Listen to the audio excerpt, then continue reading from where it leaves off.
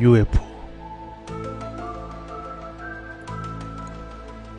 20여 년 전 서울 방배동에 살던 시절 집 옥상에서 UFO를 본 적이 있습니다. 당시 중학생이었던 저에게는 평생에 잊혀지지 않을 정도로 충격적인 체험이었죠. 그때는 날이 흐렸고 시간은 오후 정도였습니다. 저는 평소처럼 옥상에서 혼자 운동을 하고 있었죠.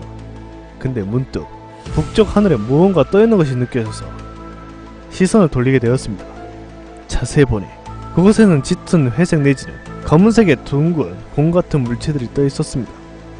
대략 옥상에서는 직선으로 400m 정도 떨어져 있는 것 같았고 200m 정도 상공에 떠 있는 듯 했습니다. 옥상에서 보기에는 3에서 4m 정도의 지름으로 그리 커 보이진 않았는데 그 물체가 아주 서서히 서쪽으로 날아가고 있더군요. 소음은 전혀 들리지 않았고 추진체 같은 것도 보이지 않았습니다. 그저 구형의 물체가 유령처럼 서서히 날아가는데 그런 모습은 태어나서 처음 보는 희한한 것이었습니다. 표면은 금속 특유의 광택이 보이지 않아 마치 도자기가 돌 같더군요. 그것이 기구나 풍선 같은 것이었다면 바람에 흔들거리는 모습이라도 보여야 할 텐데 그런 것이 전혀 없었습니다. 저는 난생처럼 UFO를 봤다는 흥분에 혼자 UFO를 보고 있다는 은근한 두려움에 집에 빠르게 내려왔습니다. 마침 집에는 부모님은 안 계시고 여동생만 있었죠. 저는 여동생에게 UFO가 나타났다고 말하고 같이 보자며 손을 붙잡고 옥상으로 올라갔습니다. 다행히 UFO는 서쪽으로 꽤 이동하기는 했지만 확실히 그 모습이 보였습니다. 그렇게 한동안 여동생과 넋 놓고 UFO를 보고 있자니 잠시 뒤에 그 물체는 가속해서 시야에서 사라졌습니다. 그래도 천천히 움직이던 것이 한순간 빨라지더니 서쪽 하늘로 빨려 들어가듯이 없어지더군요. 그런데 정작 이상한 점은 UFO가 아니라 그 이후에 일어났습니다. 너무 강렬한 체험이었던지라 20여 년이 지난 지금도 당시 옥상의 풍경과 운동기구를 심지어 구석의 쓰레기마저 생각이 납니다.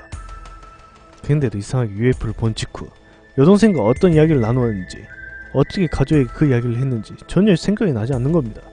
어떤 이유에서인지 UFO를 본 직후가 아니라 한참 후에야 가족에게 이야기를 했던 기억이 어렴풋하게 남아있는데 이상하게 그때는 같이 봤던 여동생이 대체 무슨 소리냐며 자신은 그런 걸 본 적이 없다고 해서 저만 바보가 되었죠.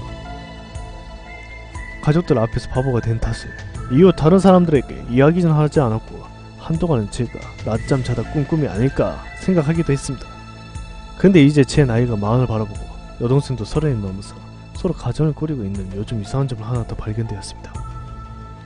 올해 봄에 가족과 친척들이 모여 식사를 했는데 마침 뉴스에서 UFO 이야기가 나오는 것을 본 여동생이 갑자기 20년 전 그 이야기를 하는 것입니다.